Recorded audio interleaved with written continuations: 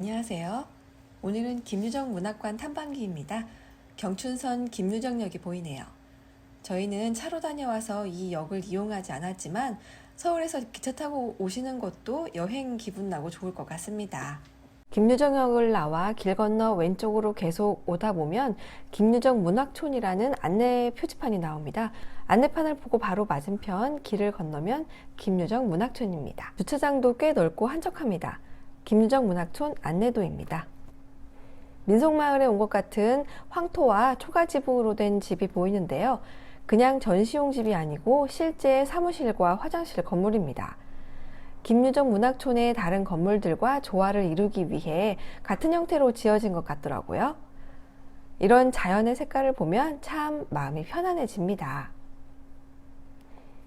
입구로 들어가기 전 넓은 잔디 마당이 형성돼 있어 김유정 소설 속 주인공일 듯한 인형들이 세워져 있습니다. 참 귀엽게 표현을 했더라고요. 아이들이 뛰어놀기에도 더없이 좋아 보입니다. 내부로 들어오면 좀 전의 건물과 같은 형태의 집들이 있는데요. 이들은 각각 세미나실, 기획전시실, 이야기 쉼터, 한지 공방, 도자기 공방, 민화 체험방, 야외 무대 등 다양한 체험이 가능하도록 마련되어 있습니다. 식당 이름이 이쁜네 식당입니다. 김유정의 소설 산골의 주인공 이름인데요. 이곳은 곳곳에 김유정의 작품 속 이야기와 등장인물이 나옵니다.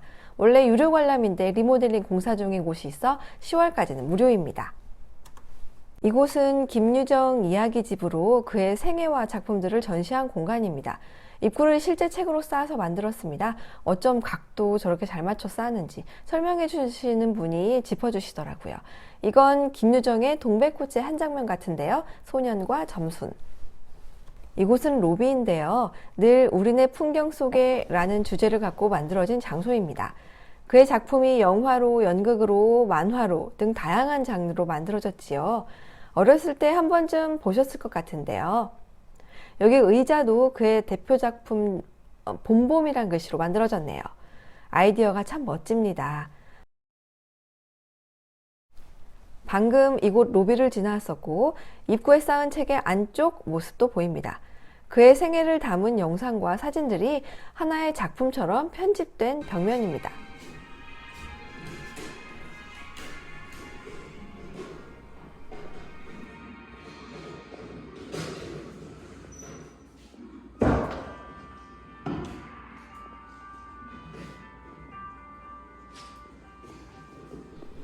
연도별 그의 생애가 나오고요. 당시 집필한 작품 설명도 함께 볼 수 있습니다. 김유정이 만난 사람들에 대한 소개도 이어집니다. 김유정이 사랑했던 박봉자도 나오는데요. 김유정의 사랑을 거절한 그녀는 결국 김유정의 동료 김한태님과 결혼을 했다지요. 그리고 재미난 전시품이 나옵니다.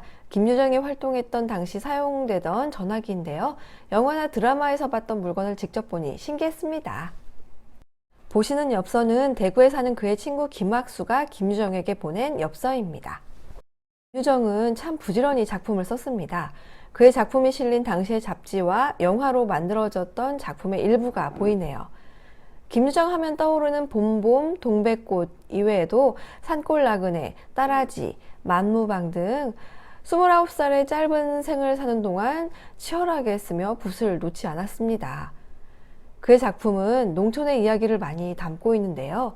가볍게 훑는 정도가 아니라 진짜 농촌의 삶을 썼습니다. 당시 지주와 마름에게 수탈당하는 소장민들로 해서 겨우 손바닥만한 땅도 뺏기게 돼 만주로 중앙아시아로 쫓기게 된 농민들까지 식민시대를 살았던 그 시절 진짜 농촌의 이야기를 들려줬다는 평가를 받습니다. 굉장히 부자였다가 형의 파산으로 후에 정말 궁핍했다는데 예술가들의 생전 삶은 왜 이리 팍팍한지 모르겠습니다.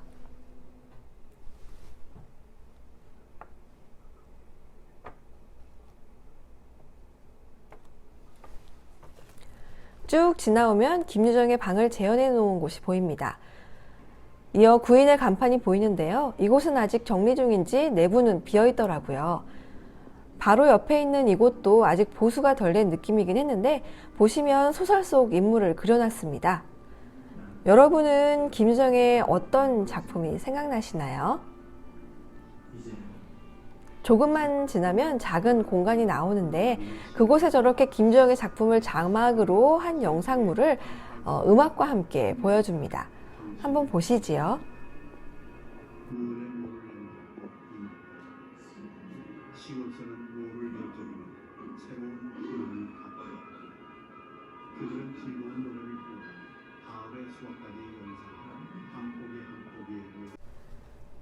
자, 이제 이야기방을 나와 길을 건너면 김주영의 생가가 나옵니다. 그 생가를 중심으로 문학촌을 조성해 놨는데요. 이곳 역시 리모델링으로 관람료가 무료였습니다. 잘 정리된 옛날 정원을 보는 듯 했습니다. 날씨가 다 하긴 했지만요. 김유정 문학촌은 곳곳이 소설 속 장면입니다. 이 동상도 숱하게 나오는 걸 보니 동백꽃인가 봅니다. 한가로운 시골 풍경입니다. 가을이 무르익어 더욱 소설 속에 있는 듯한 감상에 빠져들었습니다. 이것은 봄봄의 한 장면인데요. 점순의 키가 작아 시집 보낼 수 없다는 봉필 영광과 억울해하는 화자. 김주정 생가는 들어갈 수 없지만 구경은 할 수 있습니다.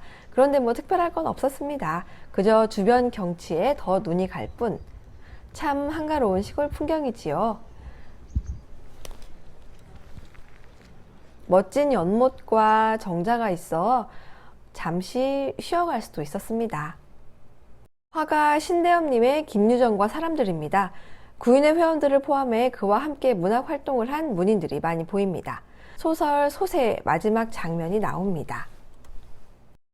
이렇게 해서 김유정 문학촌을 둘러봤습니다. 10월에 축제가 열린다고 하니 가을이 가기 전에 한번 다녀오세요. 우린 다음에 또 만나요.